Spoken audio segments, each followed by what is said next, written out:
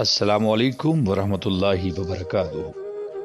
میرے چینل کے معزز ناظرین، آج ہم رمضان المبارک کی فضیلت اور عظمت کے حوالے سے بہت ہی خوبصورت ویڈیو لے کر حاضر ہوئے ہیں۔ ہم امید کرتے ہیں کہ آپ کو یہ ویڈیو بہت پسند آئے گی۔ اگر آپ ہمارے چینل پر نئے ہیں تو چینل کو سبسکرائب کیجئے تاکہ آپ کا اور ہمارا تعلق جڑا رہ سکے۔ شروع کرتے ہیں آج کی ویڈیو۔ حضرت سیدنا ابو ہریرہ رضی اللہ تعالیٰ عنہ سے روایت ہے کہ رسول اللہ صلی اللہ علیہ وآلہ وسلم نے فرمایا، 3 آدمیوں کی دعا رد نہیں ہوتی، ایک روزہ دار کی افطار کے وقت، دوسرے عادل بادشاہ کی، تیسرے مظلوم کی، جس کو حق تعالی شانہ بادلوں سے اوپر اٹھا لیتے ہیں اور آسمان کے دروازے اس کے لیے کھول دیے جاتے ہیں، اور ارشاد ہوتا ہے کہ میں تیری ضرور مدد کروں گا، گو کسی مصلحت سے کچھ دیر ہو جائے۔ دور منصور میں حضرت عائشہ صدیقہ رضی اللہ تعالیٰ عنہ سے نقل کیا ہے کہ جب رمضان آتا تھا تو نبی کریم صلی اللہ علیہ وآلہ وسلم کا رنگ بدل جاتا تھا۔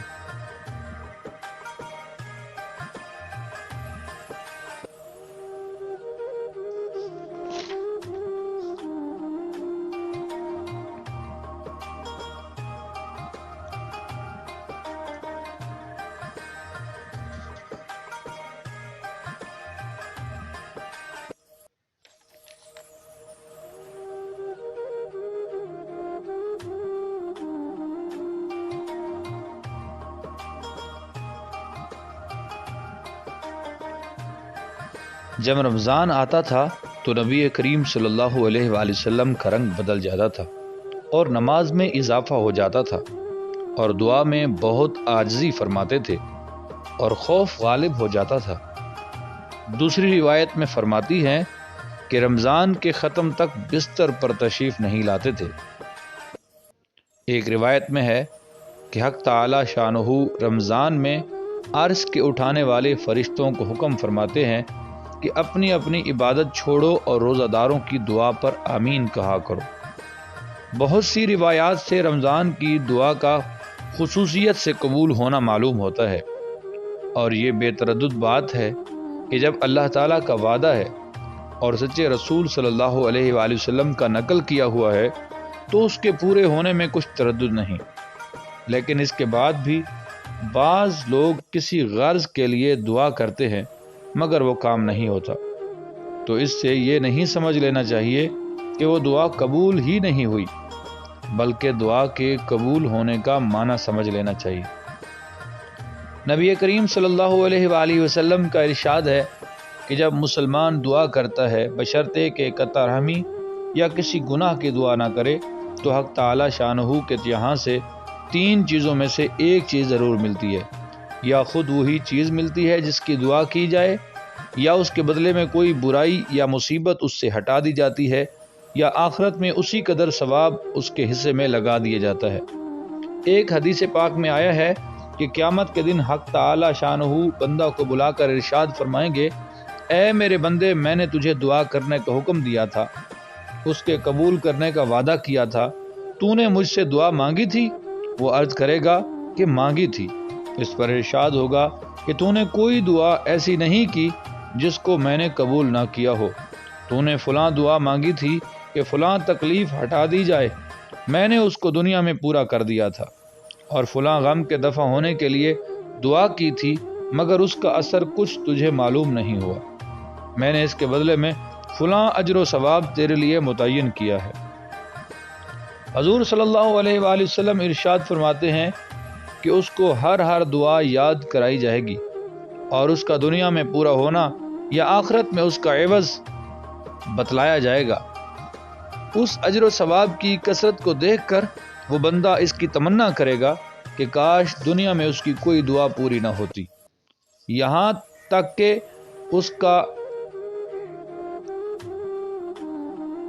یہاں اس کا اس قدر اجر ملتا ہے، یہ سوچ کر وہ دعا کرتا کاش دنیا میں اس کی دعا پوری نہ ہوئی ہوتی۔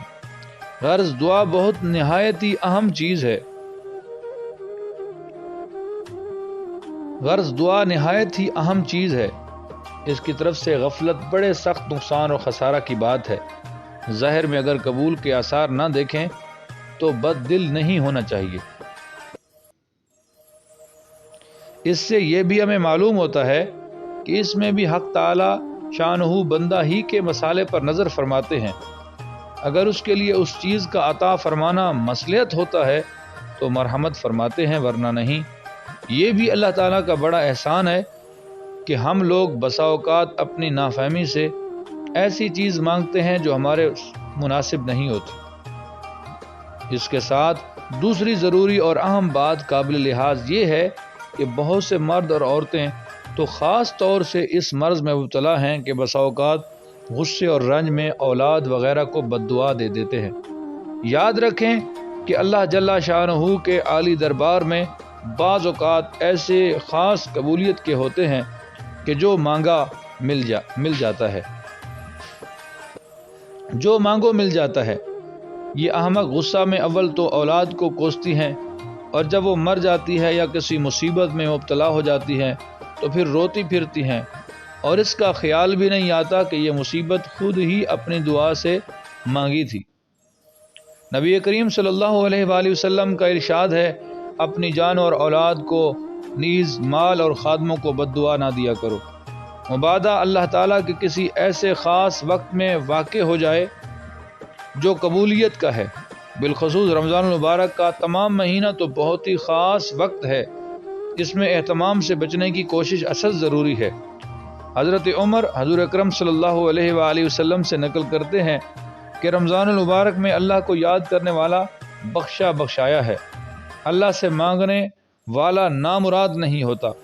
حضرت ابن مسعود کی ایک روایت سے ترغیب میں نقل کیا ہے کہ رمضان کی ہر رات میں ایک منادی پکارتا ہے کہ اے خیر کی تلاش کرنے والے متوجہ ہو اور آگے بڑھ، اور اے برائی کے طلبگار بس کر اور آنکھیں کھول۔ اس کے بعد وہ فرشتہ کہتا ہے، کوئی مغفرت کا چاہنے والا ہے کہ اس کی مغفرت کی جائے، کوئی توبہ کرنے والا ہے کہ اس کی توبہ قبول کی جائے، کوئی دعا کرنے والا ہے کہ اس کی دعا قبول کی جائے، کوئی مانگنے والا ہے کہ اس کا سوال پورا کیا جائے۔ اس سب کے بعد یہ امر بھی نہایت ضروری ہے اور قابل لحاظ ہے کہ دعا کے قبول ہونے کے لیے کچھ شرائط بھی وارد ہوئی ہیں۔ ان کے فوت ہونے سے بسا اوقات دعا رد کر دی جاتی ہے۔ ان کے من جملہ ایک چیز یہ ہے کہ ان کے حرام غذا کی وجہ سے اس کی دعا رد ہو جاتی ہے۔ نبی کریم صلی اللہ علیہ وآلہ وسلم کا ارشاد ہے کہ بہت سے پریشان حال آسمان کی طرف ہاتھ کھینچ کر دعا مانگتے ہیں اور یا رب یا رب یا رب کرتے ہیں، مگر کھانا حرام، پینا حرام، لباس حرام، ایسی حالت میں کہاں دعا قبول ہو سکتی ہے؟ مورخین نے لکھا ہے کہ کوفہ میں مستجاب الدعوات لوگ رہتے تھے، لوگوں کی ایک وہ جماعت تھی، جب کوئی حاکم ان پر مسلط ہوتا تو اس کے لیے بد دعا کرتے۔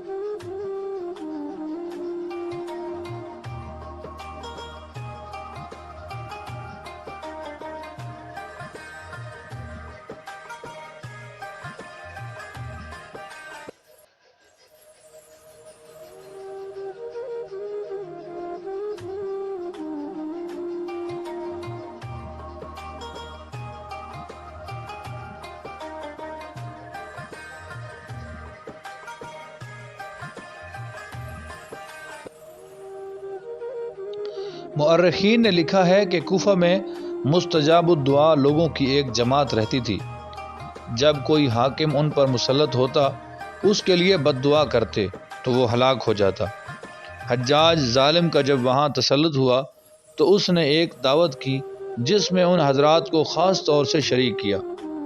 جب وہ کھانے سے فارغ ہو چکے تو اس نے کہا کہ میں ان لوگوں کی بد دعا سے محفوظ ہو گیا کہ حرام کی روزی ان کے پیٹ میں داخل ہو گئی ہے۔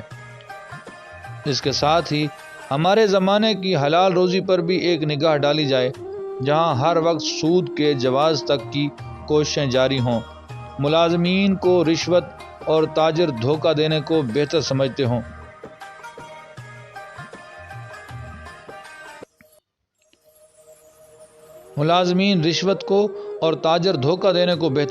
ہوں۔ میرے چینل کے معزز ناظرین، یہ خوبصورت ویڈیو اگر آپ کو اچھی لگی، ہمارے چینل کو سبسکرائب کیجئے، لائک کیجئے اور شیئر کیجئے۔ اگلی ویڈیو میں جلد ملتے ہیں۔ اللہ حافظ۔